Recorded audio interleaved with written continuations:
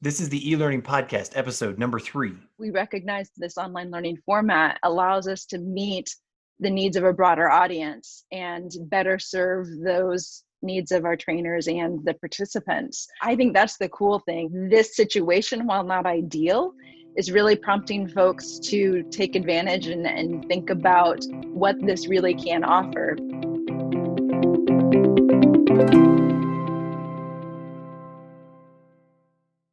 Welcome to the eLearning Podcast from lmspulse.com. My name is Stephen Laddick, and I'm the director at LMS Pulse. My guest for our third episode today is Michelle Moore. Michelle is an online learning consultant, and she's the co-founder of MyLearningConsultants. Michelle has helped literally hundreds of educators and trainers design exceptional online and blended learning experiences. And selfishly, she was also one of our top speakers at the eLearning Success Summit. You can find out more about Michelle at MyLearningConsultants.com. This is a fantastic episode because Michelle and I talk about a bunch of things like how My Learning Consultants are helping their clients respond to the remote work and learning needs presented by COVID-19. We talk about why instructors shouldn't expect to have all the answers when building online learning for their students. We also talk about if it's worth it to always be super creative with e-learning, even with things like tickbox exercises and compliance exercises at an organization. We talk about very specific examples. Michelle puts a bunch of stuff on the table about creative solutions for getting learners to engage in content. You can think of things like AMAs or leaderboards and other things that she puts on the table. You got to listen to the episode though.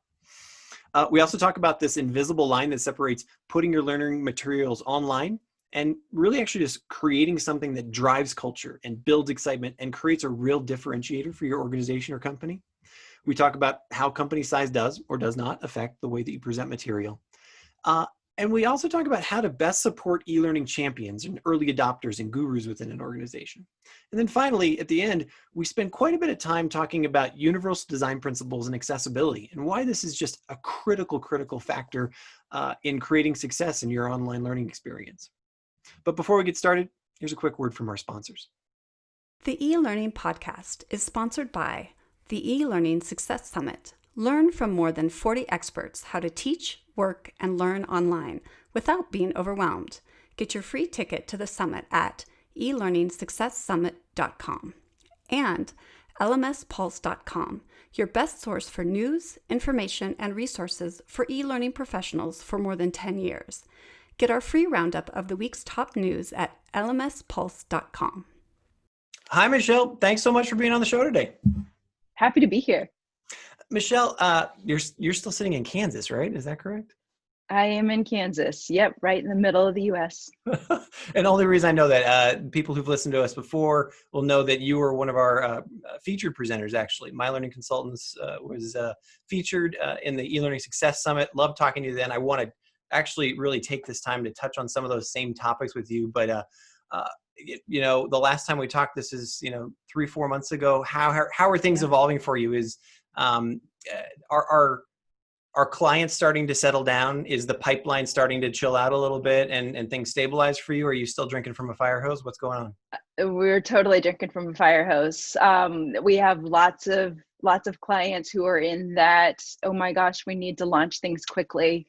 And people who are adapting to, this new normal and trying to figure out how we address or work in this new space. So yeah, a lot of interesting projects though. Cool. A lot of cool stuff. Remind me, and for everyone who's listening, do you have a mix of corporate and education, or are you focused mostly on education? I can't quite remember that part. We really have a mix. We have a wide variety. So let's say, in this past week, the kinds of clients I've been working with, I've been working with several nonprofit organizations, a group that is developing alternative teacher certification programs, several government agencies. I've got a couple companies, one that's in concrete work, another that's doing auto body shops. Hey man, concrete workers got to learn too. Come on. Oh, yes, that's true. That's true. Yes. Yeah. But the diversity is just really amazing to me. It's crazy. That is fantastic. And what's the, the reason why I asked that question, and I was somewhat leading the witness there was, I mean, is this, oh my God, we got to get online now because we're still stuck indoors, or we're still sheltering from COVID, or we realize now that there's a new normal and we're really transforming business process, or holy smokes, the new school year is coming up in, 60 days and we got to be ready. Or I'm going to say, now that I've heard, probably a combination of all of those. We really do have a combination. It is interesting though. I was talking with a potential client yesterday, and their need, they were talking about, one, we deliver face-to-face training and that's not going to work for a while. So we need to accommodate that. But also we recognize this online learning format allows us to meet the needs of a broader audience and better serve those needs of our trainers and the participants. So I think that's the cool thing is this situation, while not ideal, is really prompting folks to take advantage and think about what this really can offer. Because when you're not trying to set it up in a week, like a lot of schools were forced to do, there are really some advantages that you can get out of this format. And you have, like, almost as if we rehearsed this. You're just like, that was like, I mean, I couldn't better teed it up, or you put a nice big softball and like, one of the, the critical thing that we talked about in the Success Summit were all the things that people tend to do wrong when they do this. And you've got the experience of decades of helping clients bring material online or bring virtuosity to the learning experience and to the teaching experience. Let's talk about some of those things, that you're probably working with clients on right now. Like Sure. the biggest topic there was trying to have all the answers. Yeah. What's the new normal now about learning that, I'm supposed to be the expert, I'm the instructor. And if you just paid attention to any Facebook feed or any Instagram feed right now, it's, hey, I'm the expert. I've got the answers for you, Michelle. I'm the one who's going to $9.95 and I'm going to solve all your problems. Why shouldn't I have all the answers? Take us through that thought process. Well, my thinking is like, how many jobs do we have now where you have the guy sitting on your shoulder who has all the answers? A lot of work that we do now, and even outside of work, when I have a question, I go seek out the answer. I'm testing solutions. I'm thinking through solutions.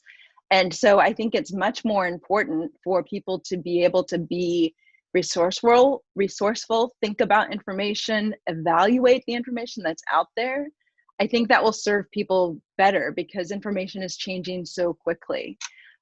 So if you as the instructor or the facilitator have all of the answers, then you're really just training students or learners to look to that one expert. And sometimes the expert they find isn't going to be right.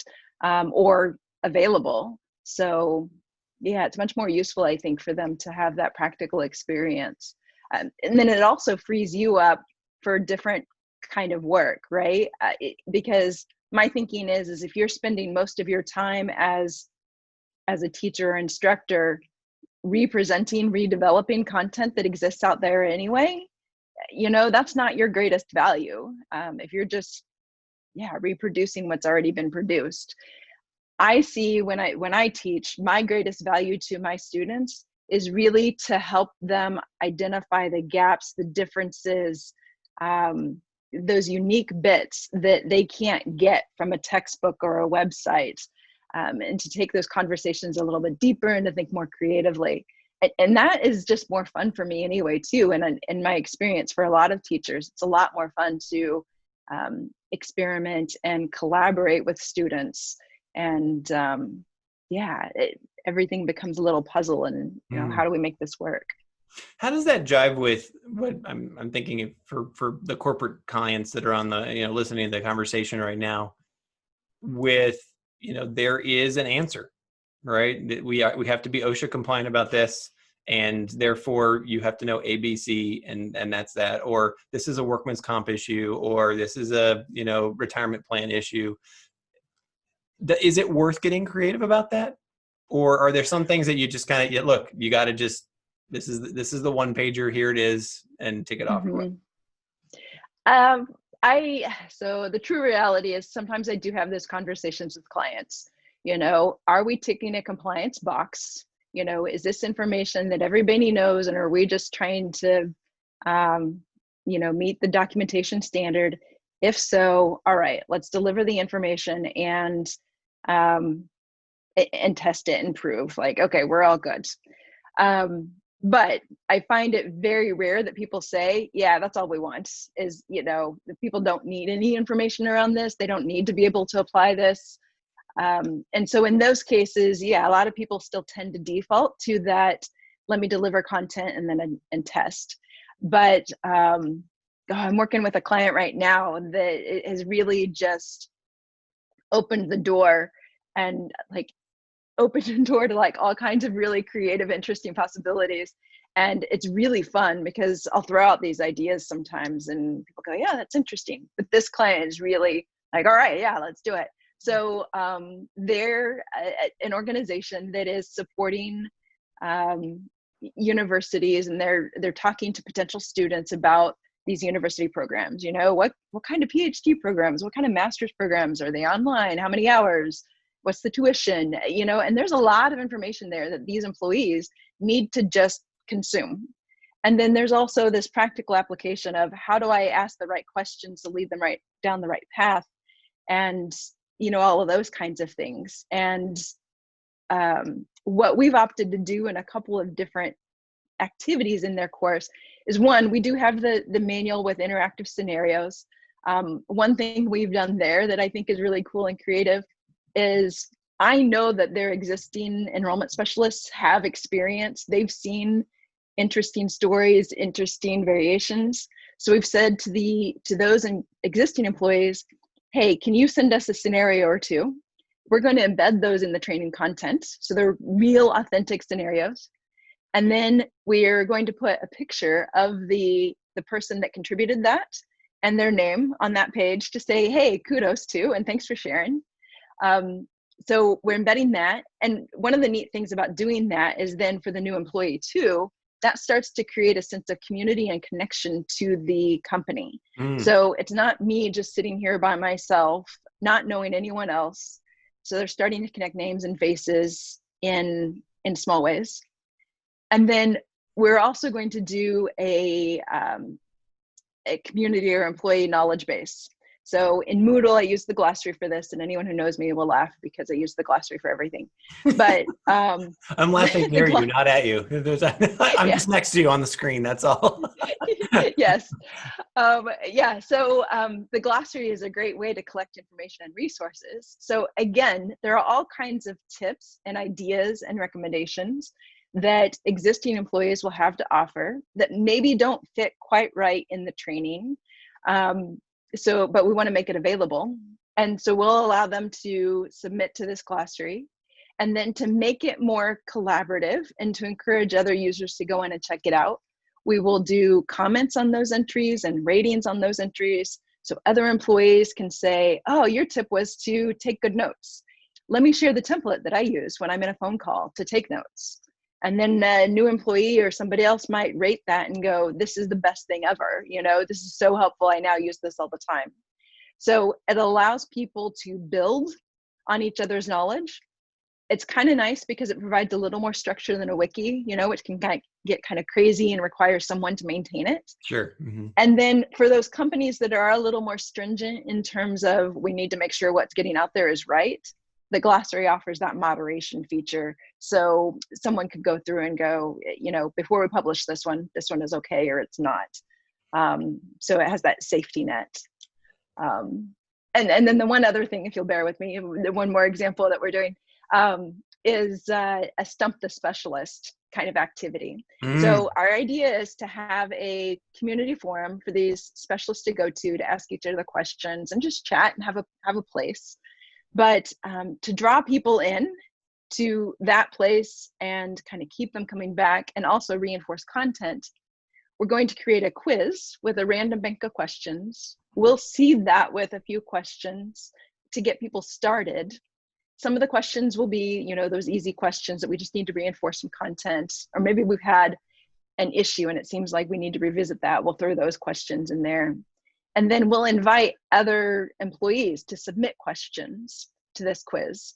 And then we'll do the quiz like, how many questions can you answer in 5 minutes? And we'll do a leaderboard. And so, and because people are always contributing questions, and the instructors of the company can always submit questions, it'll be an evolving resource. Mm-hmm. And if you think about the process, right? People who are contributing questions are revisiting processes and policies and information. People who are taking the quiz are doing the same thing. So we're getting many more opportunities for the learner to engage with the content, but in a way that engages them differently than let me just read the manual or watch the video or, take this test. And forgive me if this is, I don't want to steal any thunder from that, Stump the Specialist. How is this different than sort of an Ask Me Anything, or, like your typical AMA that you'd see on Reddit? Is it a similar activity? I guess the way that you've described it, where you're seeding it, but then also you have different ways to insert opportunity there. But does it function differently within the LMS than you would see on like a Reddit feed or something like that? Yeah, because it's in that quiz structure, right? Mm. So they go in and they can take it as a quiz. I see. And Okay, so it's not really a Q&A. Okay, so now I'm wrapping my head around it. Okay, sure. Yeah. Sorry, I probably conflated the two because we are talking about putting it in a community forum space. Right. So they'll still have that sort of Reddit-like feel over here, but then some people may not be inclined to come visit the forum because it's a forum. But it's a forum. Yeah. It's a forum. Yeah. But they may come in because, oh, I love that quiz and I want to get top spot on the leaderboard and I know there's new questions today. And then when they're in there doing that, they may see a question that they can address or some little bit of information that they weren't aware of.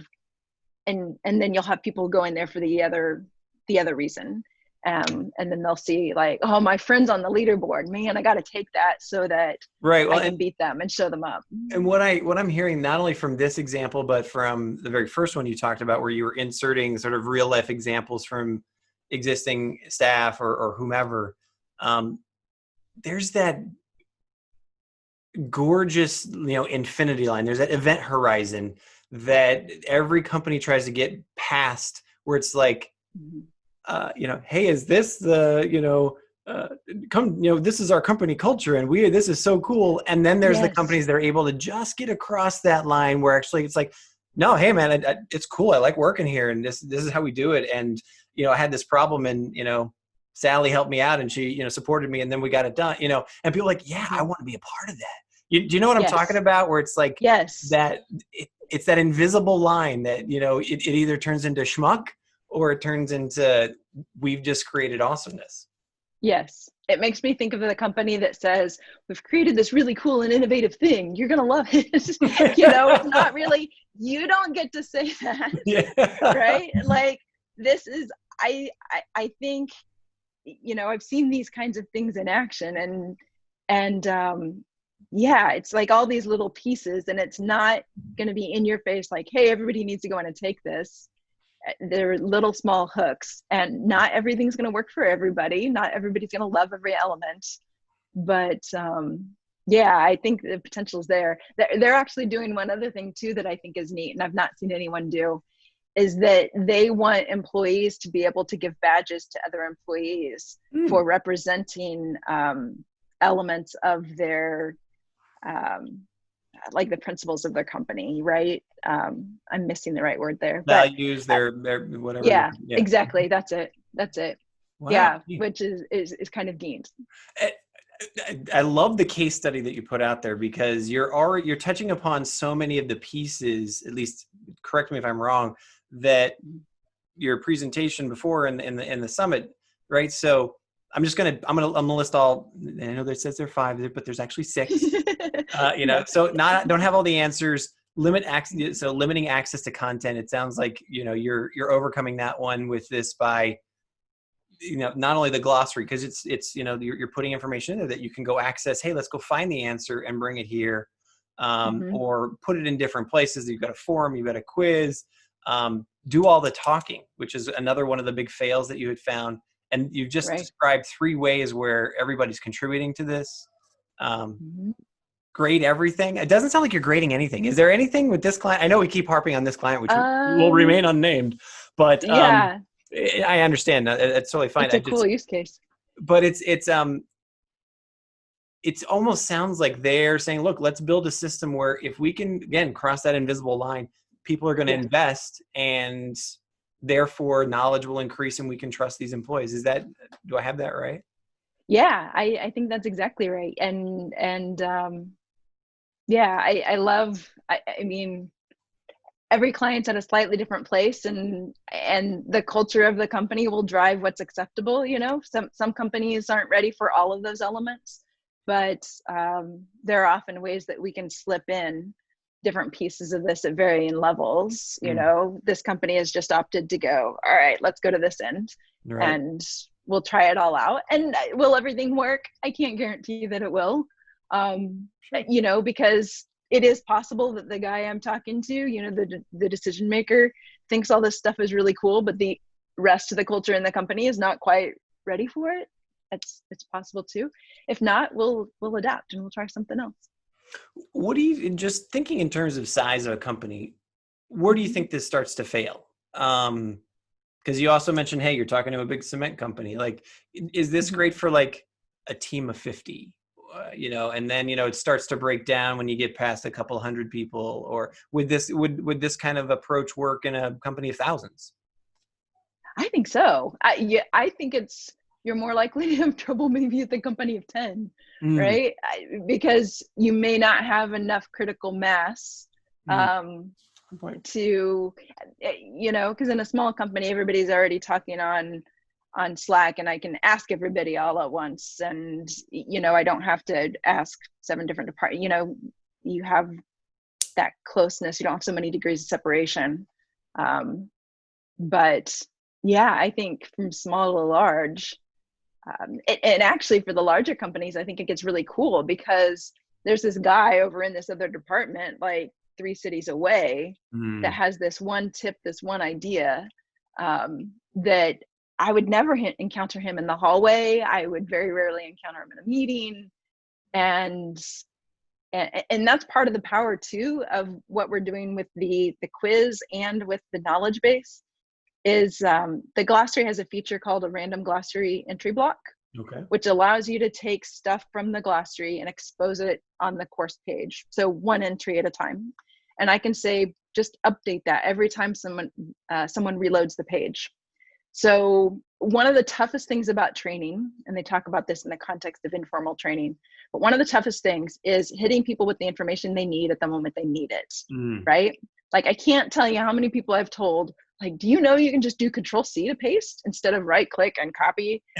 If I tell them, and they're not doing any copying, or they're not doing multiple instances of copying, that information is not going to stick. But if I hit them at the moment that they've got to copy 42 things in a row, it's going to stick. And so by exposing those tips in a different context, like I'm in the middle of my work and I'm trying to search for an answer on how to do this, by the way, here's a tip on, and oh my gosh, that's exactly what I'm working on right now. So it creates another opportunity to expose learners to information and increases the odds that they're going to get what they need when they need it. Because they're probably not going to go back through the whole training program to try and find, because I'm in the middle of something else. But yeah. As someone who's been doing this, and this may be a massive curveball, so forgive me if I'm going to throw something on your desk here, but you totally sparked something that happened just a few days ago to me. As someone who's been doing this for a couple of decades, and you've seen it all, your stuff, you've been around the block, but you're still innovative. You're still, you're growing with your clients, and you're still, bringing fresh ideas and whatnot. Trying. At what point are you able to see yourself or have you had those moments where you've gone to a client and you're like, I think I need to get out of the way because this person already, you know, they're already ahead of me. And I'm going to give you the example that you Yeah. brought in my mind. I have a 9-year-old son. He used to be 8. Now he's 9. We're doing a lot of online learning, obviously, just like everybody is right now. The kid's a master at the iPad. All right. Uh-huh. And I don't just mean a master. I mean, like he is like a guru. And I don't, Yes. you know, and this is just because he's willing to be at trial and error and all these other things. But the other day we were working on an assignment and I just watched his hands. I sat back and I just watched the glory of it, him sitting there, and it's just, you know, screens came open, cut, paste this. And I was just like, I was like jaw on the floor. And I realized that I'm like, you know what? I just need to sit back and just go like this, you know, just looking at, okay, support you, you know? Yeah. Do you have those moments as well where you're at a client and you're just like, look, run with it, go with it, and I'm just going to figure out where I can plug it in? Does that happen a lot now? Or how much do you see people like diving into e-learning? And I'm sure that there's a bunch of people who are, you know, throwing themselves at it, and you're just like, look, I got this. Don't worry about it. But then there's other ones that are coming up. Like, talk to me about that for a second. I don't know. I'm not sure where the question is in there, but. Yeah. So the way you described needing to provide the support, that's a perfect representation. So yes, I do have clients who come in and they've got these crazy cool ideas. Sometimes it's this idea and I have no idea how to make it happen in Moodle. And so then we collaborate. All right, here's the idea, and either we're going to sit in the Zoom session and we're going to build it together and we're going to tweak it and change the setting and try it out. And it's truly like almost everything we're doing together because they want to learn and be able to do it on their own. I have other clients that, you know, the client I was talking about with the knowledge base, and he's like, love that idea, go build it. I'll take a look when you're done. And we'll see, you know, see what we think and make adjustments as needed. And then I do also have clients who, I'm thinking of the one with the Education Resource Center. I was working with someone on the team there, and she is all over the Moodle stuff. She's like tech savvy. She knows all the tools, you know, the Padlet and the Kahoot and the, you know, she's like loving it. And she really just wanted her hands on Moodle. Like, let me at it, right? I want to get in and play. And so in that case, it really is more of, okay, what are you trying to do? What questions can I answer? And then offering the tips. So for instance, where, you know, I've spent a lot more time thinking about universal design and accessibility than probably the average bear. And it was not an area that she had, you know, as much experience in. So I was able to offer some suggestions and advice there. So, and then likewise, she's more a pro with Padlet than I am. So we had this idea and then we figured out how to make it happen together. Take me here for a second, because I know these are topics you're passionate about: universal design and accessibility. When we put the summit together, look, I've been talking about e-learning for quite a while. I got schooled. I got absolutely schooled on these two topics. And, you know, I got schooled by Gavin Hendrick, you know, like straight out of that, you know, horse's mouth, like the man who knows it. And, you know, he took me to task on our website, on our, you know, on what we do. He's like, you know, something about learning, and, you know, you don't have like even the most basic stuff. And quite frankly, I hadn't even thought about it. Tell me make the case. Why is it so critical?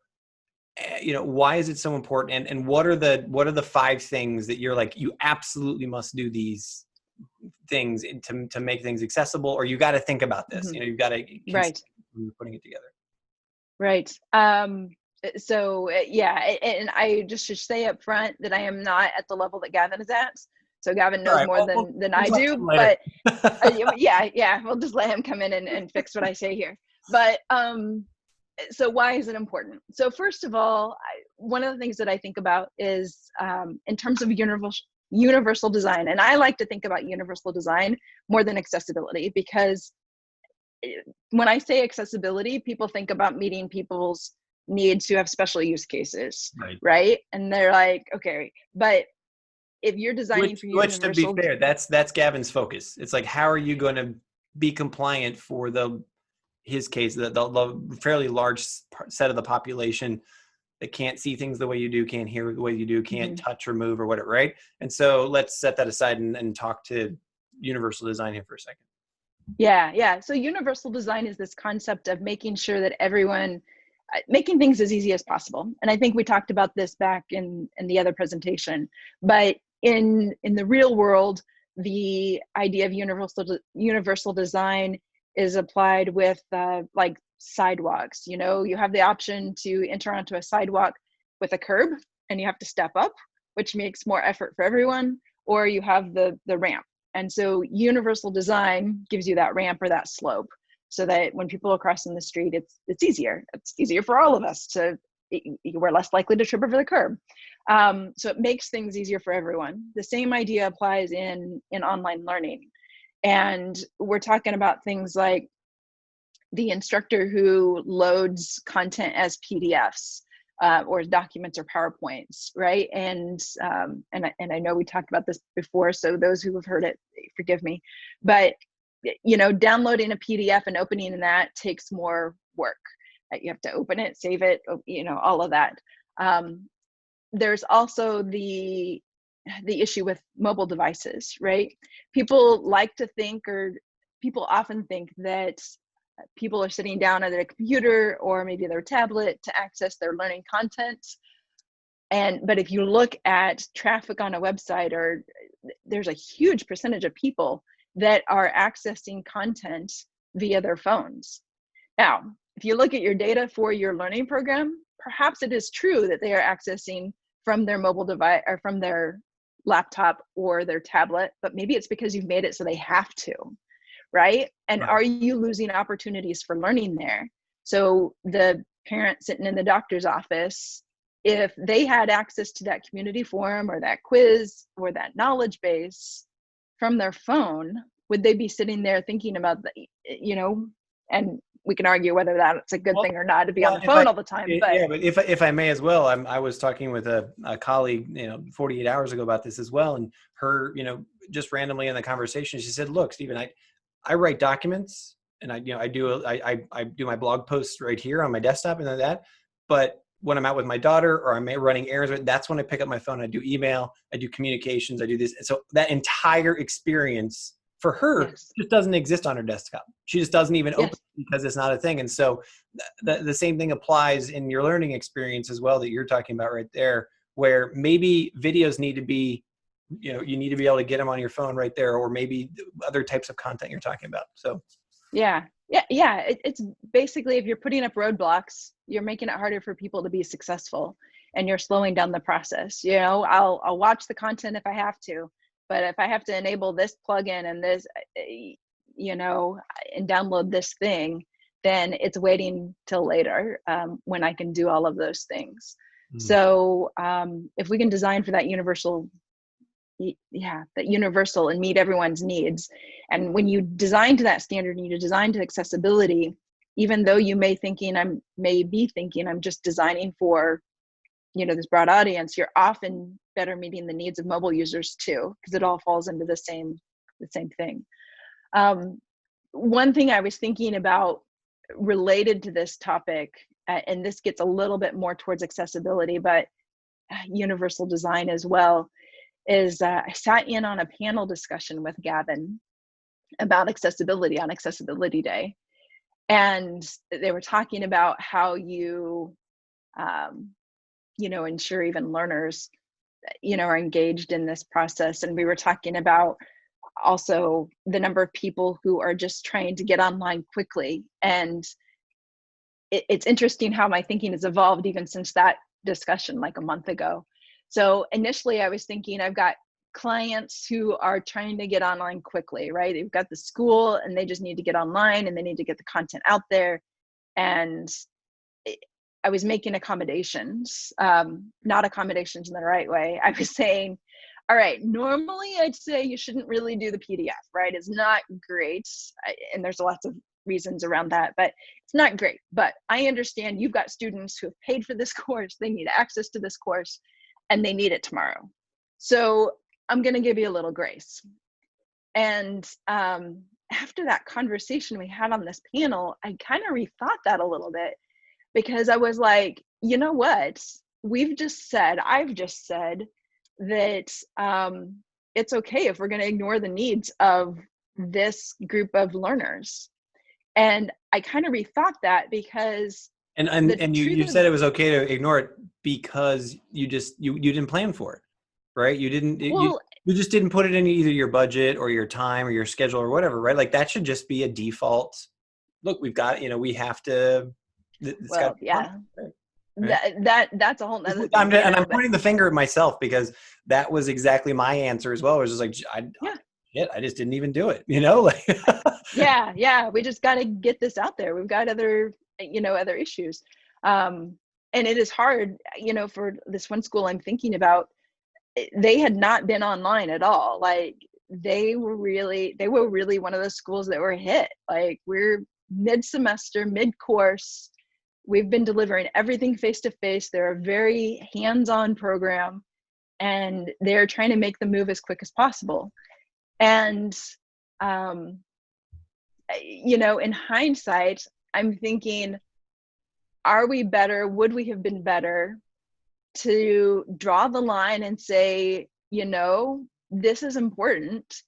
We can't just disregard the needs of, this group of learners.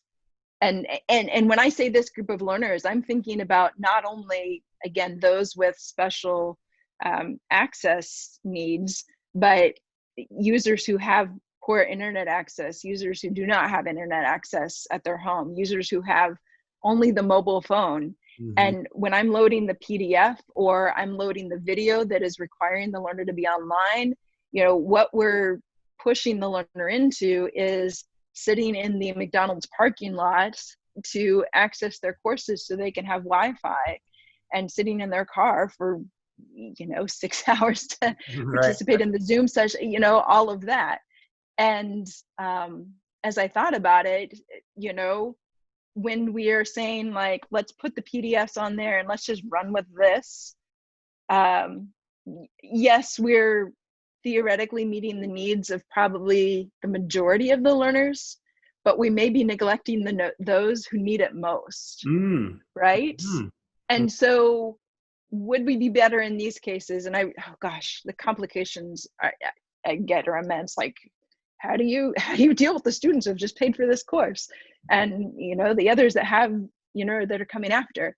But should we be saying like, look, it's going to take this work, we've got to do this thing, and maybe the solution isn't like, okay, we're going to convert all these PDFs into online content, but maybe it's we're going to provide some other resource, or we're going to come up with another way to do this. We're going to mail you copies of all of these PDFs to make sure your needs are met. I'm not saying you have to do every technical solution, but I think you've got a plan for that, right? And this gets back to topics we talked about before, whether it's templates to make things easier for people to do things the right way, or tools like Gavin's, where you're providing the tool to help people figure out where things aren't right. So it was kind of an interesting thought process for me to revise my thinking. And I don't know when, this is in my theoretical space. I don't know if it flies in the real world, but it's interesting for me. So final question I have for you is one that I think that I'm going to be asking everyone on this show. And it deals with agility. It deals with adaptability, because one of the things that I have, completely unscientific study, in my read of the hundreds of people we talk to, is that the experience of COVID over the last, let's call it 90 days now, has required a leapfrog moment for some people, has endorsed forward thinking for those organizations that were prepared for it. But it's been a disruptor, for better or for worse, whatever, it's disrupted. And so I'm interested to hear your thoughts on, what are you seeing in your clients right now, and what are you seeing as a demand for adaptability and agility in terms of technology, in terms of what it means for an instructor, but then also just in terms of what does it mean for us as how we're approaching learning in an institution going forward. Yeah. So in terms of that question of adaptability and agility, I think one thing this has created is that historically, I would say people have developed online courses or learning content as, all right, we're going to take 6 months and we're going to build this one module and it's going to be beautiful and amazing. And then we're going to build the next one. And that module is going to live in infamy for, the next 10 years. And that's the university model right there. That is totally the university model. We're buying the system and this is going to be here for the next 15 years. Well, and I see it a lot in corporate training too, right? People invest a lot of time in developing beautiful SCORM content, which SCORM can be amazing, but in terms of adaptability and agility, it's not there unless you have a really special team, because it takes so much time to create and edit. So I do see more people making those decisions and having the conversations like, all right, here's what we're going to get out the door right now. It's going to be okay, right? And this will be step one. And once we get this going, then we're going to come back and revise, and we're going to do step two. And in the past, I don't feel like I had as many of those conversations where people were planning for evolution or planning for improvements. It was a one and done kind of thing. The other thing that I have seen too is that greater awareness of learners who are operating in different environments on different devices. So people have seemed to be more receptive to building content in the LMS, knowing that that means more students can access the content more easily, and that it also empowers those who are subject matter experts or developing the content. It makes it really easy to adapt when that didn't work. I haven't invested 3 weeks worth of time into this content. I can fix the thing, I can change the thing. And I think the ability to adapt leads to better learning experiences, right? If you think about all of the research and all the language about how people learn best and those authentic learning experiences, and like that adaptability and agility is built in. And if you build fixed content, and again, I'm going to pick on SCORM again, there is no room in there for adaptation. Right. We're going to assume that every learner is going to go down this one path or one of our 3 predetermined paths. So I think this situation is creating some unique opportunities, and hopeful that it will start to create a mindset. Because here's the cool thing is that people that are coming to online learning new, this will be the way it's done for them, right? Is that it's going to be an evolutionary process. Always, that's how we've always done it. Mm-hmm. So I think that's kind of some cool possibilities there. Michelle, I know you're super busy. Thank you so much for taking the time to speak with us today.